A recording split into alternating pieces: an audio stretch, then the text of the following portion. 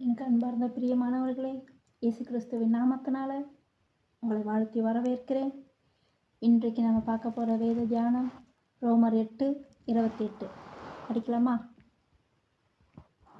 அன்றியும் அவருடைய தீர்மானத்தின்படி அழைக்கப்பட்டவர்களாய் தேவனிடத்தில் அன்பு கூறுகிறவர்களுக்கு சகலமும் நன்மைக்கு ஏதுவாகவே நடக்கிறதென்று அறிந்திருக்கிறோம்.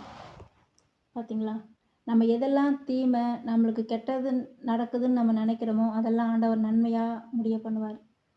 சில நேரத்தில் லாஸ்ட் மினிட்ல கூட கர்த்தர் நம்மளுடைய காரியத்தை ஜெயமாக முடிக்க அவரால் முடியும். சில நேரம் நம்ம நினைக்கலாம், என்னடா நமக்கு எல்லாமே அகெயின்ஸ்டாக நடக்குது, நமக்கு எல்லாமே ஆப்போசிட்டாக நடக்குது, நம்ம நினைக்கிறது எதுவுமே நடக்கலையே நம்ம நினைக்கலாம். ஆனால் கர்த்தர் எல்லாத்துலேயும் ஒரு நன்மையை வச்சுருப்பார். நம்மளை விட்டு ஒரு காரியம் போகுது, நம்ம வருத்தப்படலாம், நம்மளை விட்டு இந்த காரியம் போயிடுச்சு, நம்மளை விட்டு இந்த பர்சன் போயிட்டாங்க நம்ம நினைக்கலாம். ஆனால் அதில் கூட ஆண்டவருடைய சித்தம் இருக்குது. நமக்கு சித்தம் இல்லாதவர்களை பர்சனாக இருந்தாலும் சரி, பொருளாக இருந்தாலும் சரி, எதுவாக இருந்தாலும் சரி, நம்மக்கிட்ட இருக்க ஆண்டவர் விட மாட்டார். ஸோ எதுவாக இருந்தாலும் கர்த்தருடைய தீர்மானத்தின்படி தான் நம்ம வாழ்க்கையில் எல்லாமே நன்மைக்கு ஏதுவாக தான் நம்ம ஆண்டவர் நம்ம பாதையை நடத்துவார். அதை விசுவாசிக்கிறவங்க கண்டிப்பாக இந்த வசனத்தை குறித்து ஜெபம் பண்ணுங்க. நிச்சயமாக உங்கள் வாழ்க்கையில் அற்புதங்கள் நடக்கும். ஜெபம் பண்ணலாமா? அன்புள்ள இயேசுவாமி கர்த்தாவே, இந்த வேளையில் இந்த நேரத்தில் நம்ம துதிக்கிறோம் அப்பா.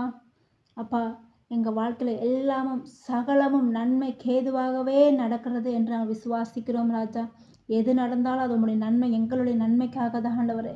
எங்களை காட்டிலும் எங்கள் வாழ்க்கையை குறித்து நீர் வைத்திருக்கிற திட்டங்கள் பெரியது ஆண்டவரே. அதை நாங்கள் விசுவாசிக்கிறோம் ஆண்டவரே. நீரே எல்லாவற்றையும் பொறுப்படுத்திக் கொள்ளுங்கள். இயேசுவின் மூலம் ஜெபிக்கிறோம் நல்ல பிதாவே. ஆமேன். God bless you.